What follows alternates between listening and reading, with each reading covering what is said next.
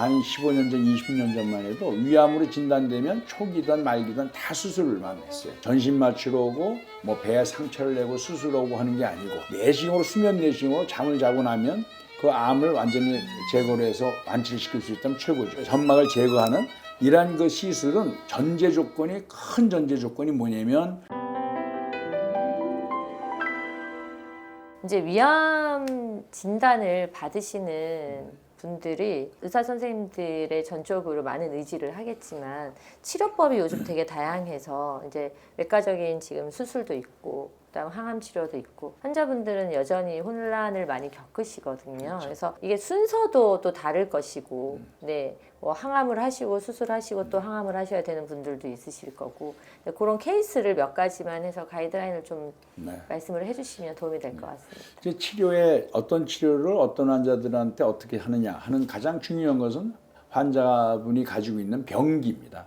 기수가 몇 기냐에 따라서 치료의 방식이 많이 달라지는데 뭐 한 15년 전, 20년 전만 해도 위암으로 진단되면 초기든 말기든 다 수술만 했어요. 지금은 그렇지는 않고 암이 아주 초기에 발견되는 경우에 어떤 조건을 만족하는 경우 그런 경우에는 내시경으로도 시술이 가능합니다. 그러니까 그거는 환자 입장에서는 가장 좋죠. 전신 마취로 오고 뭐 배에 상처를 내고 수술하고 하는 게 아니고 내시경으로 수면 내시경으로 잠을 자고 나면 그 암을 완전히 제거를 해서 완치를 시킬 수 있다면 최고죠. 2기, 3기가 되면 이제 수술해야 되고 또 특히 1기 중에서도 그런 조건을 벗어난 경우 다시 말해서 점막을 지나서 점막 하층에 침범을 했다든지 그런 경우에는 수술해야 돼요. 그 이유는 왜 그러냐면 점막을 제거하는 이러한 그 시술은 전제 조건이 큰 전제 조건이 뭐냐면 위 바깥의 림프절에 전이가 없어야 되죠. 그러면 내시경으로 안에만 제거한 거지 바깥에 건드리는 게 아니니까. 그러니까 그 조건을 만족하는 경우에만 가능하지 그게 점막 하층까지 침범했든지 사이즈가 너무 크다든지 그다음에 뭐 조직형이 좀 좋지 않다든지 이런 경우는 외부에 림프절 전이의 율이 20% 이상 올라가기 때문에 그건 이제 수술을 다 하게 되는 겁니다. 2기, 3기는 이제 수술을 하는데 수술은 위만 제거하는 게 아니고 암으로부터 충분한 거리의 정상적인 조직을 포함해야 되고 또 중요한 건 림프절로 전이가 되기 때문에 그 림프절을 정확하게 제거하는 게 중요해요. 특히 외과에 있어서 중요한 거는 외과 의사의 그 역할이 중요한 거는 내과의 경우에는 내과는 주로 약을 이제 처방한다든지 하기 때문에 약을 한번 쓰고 이 약에 반응이 없으면 약을 바꿀 수도 있고 약의 용량도 바꿀 수 있지만 수술이라고 하는 건 2번, 3번을 할 수 있는 게 아니에요. 한 번 배를 열었다든지 수술을 했으면 거기에서 모든 게 끝나기 때문에 외과 의사가 정확한 판단을 통해서 환자에게 최적의 수술을 제공하는 것은 아주 중요한 부분이다. 이렇게 말씀드릴 수 있고요. 한국이나 일본이나 수술을 먼저 하고 그 다음에 항암 치료를 하는 이제 이런 그 순서의 치료를 했다 그러면 미국이나 유럽은 위암이 진단되면 일반적으로 초기든 뭐 중기든 말기든 우선 항암제를 먼저 쓰고 혹은 항암 방사선을 먼저 하고 수술하는 이런 단계를 했었어요. 우리나라에서 뭐 저를 포함해서 외과 의사들 또 내과 의사들이 임상 시험을 했는데 진행성 위암에서 기존처럼 우리 한국에서 해온 것처럼 항암 수술을 먼저 하고 항암 치료를 한 그룹하고 미국이나 유럽에서 한 것처럼 항암 치료를 먼저 하고 수술하고 이런 걸 해보니까 암이 3기 중반을 넘은 환자, 3기 B나 3기 C라고 그러는데 그런 좀 진행이 너무 많이 된 3기 환자들은 항암 치료를 먼저 하는 게 예후를 좀 좋게 한다라고 하는 이제 그 결과를 내서 지금 우리나라의 가이드라인도 3기 암 환자 진행이 많이 된 환자에서는 옵션으로 뭐 수술을 먼저 하고 항암제를 쓸 수도 있고 항암제를 먼저 쓰고 수술을 해야 된다. 이제 이렇게 됐고요. 특히 암이 국소적으로 많이 진행이 돼서 췌장과 뭐 붙어 있다든지 혹은 위암이 상부에 있어서 식도와 위 경계부를 침범한 암이라든지 그래서 식도 쪽으로 좀 많이 침범했든지 이런 경우는 항암제를 먼저 써서 암을 축소시키면 우리가 식도를 많이 제거하는 걸 줄여서 식도의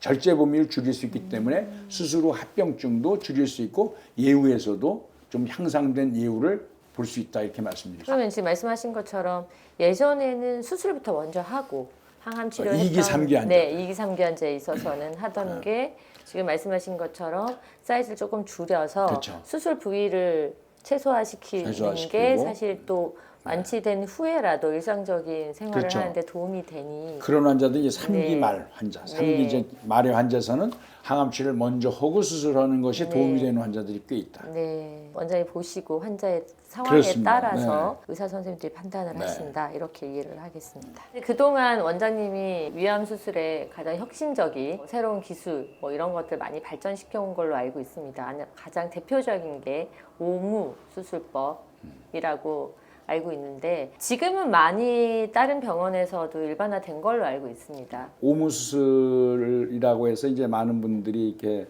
좋게 봐주시는데 처음에 제가 한 일은 전기 소작기를 이제 제가 위암 수술에 도입을 한 거예요. 전기 소작기라고 하는 것은 전기 에너지를 열 에너지로 이제 변환시켜서 몇백 도의 그 온도를 해서 조직에 피 나는 거를 지진다든지 혹은 자를 수가 있는 그런 그 기구였는데 그 기구를 제가 발명한 건 아니고 그 당시에 정형외과나 신경외과에서 사용하고 있었어요. 근데 그걸 사용을 어디에 사용했냐면 출혈이 조그마한 출혈이 나면 그거를 이제 모세혈관, 미세혈관에서 나는 걸 지지기 위해서 사용하는데 저는 그걸 보면서 저거를 외과 수술에 적용하면 어떨까? 설명서랑 이걸 보니까 이거를 지지는 거로도 이용할 수 있지만 그걸 왜 커팅, 자르는 거로도 사용할 수 있게끔 돼 있어요. 그래서 이제 그걸 위암에 제가 적용을 하게 됐죠. 소위 칼을 쓰지 않는 의사, 칼이 없는 수술을 하게 됐고요. 전기소작기로 하다 보니까 출혈이 별로 없죠.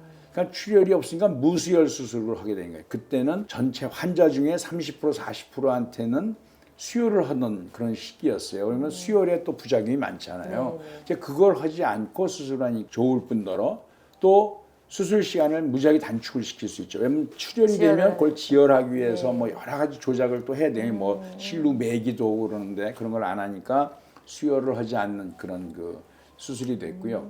위를 절제하고 남은 위와 장을 연결한다든지 혹은 위를 100% 제거하면 식도와 장을 연결하면 그 연결 부위가 아물장구 터지면 큰일 나잖아요. 그래서 그것을 막기 위해서 코에 줄을 넣어서 그 안에 생기는 가스나 그 위액이나 장액을 이제 배출을 했는데 저는 생각할 때 그게 왜 꼭 필요할까 이런 생각을 한 거예요. 그것을 이제 우리가 임상시험을 했던 거죠.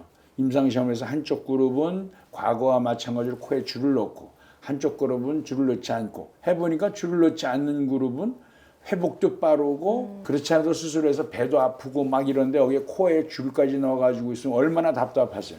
수술한 후에 이제 간호사나 의사들은 심호흡하라고 그러고 가래를 뱉으라고 그러는데 이 목에 이 저 줄이 있으니까 이물질이 있으니까 여기에서 이 염증 때문에 힘들어하고 그러는데 그게 없으니까 환자분의 회복이 훨씬 빨라지는 거죠. 심지라고 그러죠. 우리가 수술하고 나면 이제 그 안에서 출혈도 될 수 있고 또 진물 같은 게 있으면 그걸 또 바깥으로 배출하기 위해서 그런 그 심지를 썼는데 그것도 왜 꼭 써야 되느냐라고 하는 의문을 가지고 이제 임상시험을 했더니 임상시험에서 이 줄을 넣지 않으면 오히려 합병증도 줄고 환자 회복이 좋다라고 하는 것 때문에 이제 그런 그 심지를 넣지 않았고 그 과거에는 의사들은 배를 한 번에 꽉 째가지고 크게 째고 그리고 수술한다고 했어요.